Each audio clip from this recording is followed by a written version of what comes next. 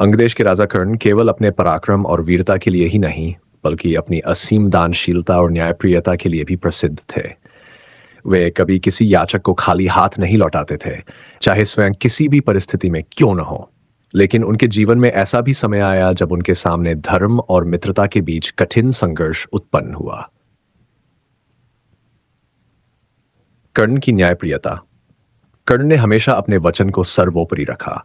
उनके दरबार में कोई भी याचक आता तो वह उसकी इच्छानुसार दान देने में कभी पीछे नहीं हटते।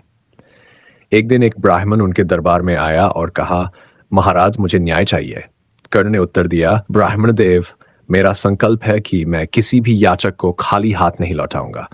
बताइए, मैं आपकी क्या सहायता कर सकता हूं? ब्राह्मण ने कहा, मुझे अपने खेतों में काम करने के लिए बैल चाहिए, लेकिन आपके सेनापति ने मेरे बैल छीन लिए हैं। यह सुनकर कर्ण सोच में पड़ गए। वह जानते थे कि उनका सेनापति उनकी सेना का मुख्य स्तंभ था और युद्ध के समय उसके क्रोध को सहना कठिन हो सकता था। लेकिन कर्ण के लिए न्याय सबसे बड़ा धर्म था। धर्म और मित्रता की परीक्षा। कर्ण ने अपने सेनापति को बुलाया और उससे पूछा, क्या तुमने इस ब्राह्मण के बैल छीन लिए? सेनापति ने उत्तर दिया, महाराज, मैंने ऐसा इसलिए किया क्योंकि हमें राज्य के लिए युद्ध की तैयारी करनी थी। कर्ण ने गंभीर स्वर में कहा, युद्ध और न्याय दो अलग अलग बातें हैं। यदि हम अपने प्रजा के साथ अन्याय करेंगे तो यह राज्य किस काम का?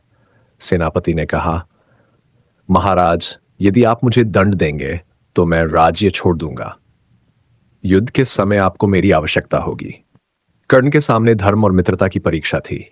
एक ओर उनका सेनापति था जो युद्ध में उनका सहायक था, और दूसरी ओर एक निर्दोष ब्राह्मण जिसका अधिकार छीन लिया गया था। कर्ण ने बिना किसी संकोच के कहा, न्याय के विरुद्ध मैं कभी नहीं जा सकता। सेनापति, तुमने अन्याय किया है, इसलिए तुम्हें दंड भुगतना होगा। उन्होंने सेनापति को दंड स्वरूप कुछ दिनों के लिए पदच्युत कर दिया और ब्राह्मण को नए बैल दान में दे दिए। सत्य का संदेश। कर्ण का यह निर्णय पूरे राज्य में चर्चा का विषय बन गया। लोग उनकी न्यायप्रियता की सराहना करने लगे।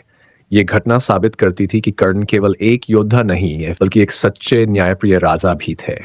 इस घटना के बाद कर्ण का सम्मान और भी बढ़ गया। उन्होंने यह सिद्ध कर दिया कि न्याय किसी भी मित्रता या स्वार्थ से बड़ा होता है।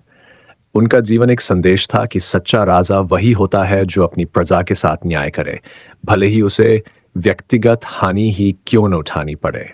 यही कारण था कि कर्ण को आज भी दानवीर और न्यायप्रिय राजा के रूप में याद किया जाता है।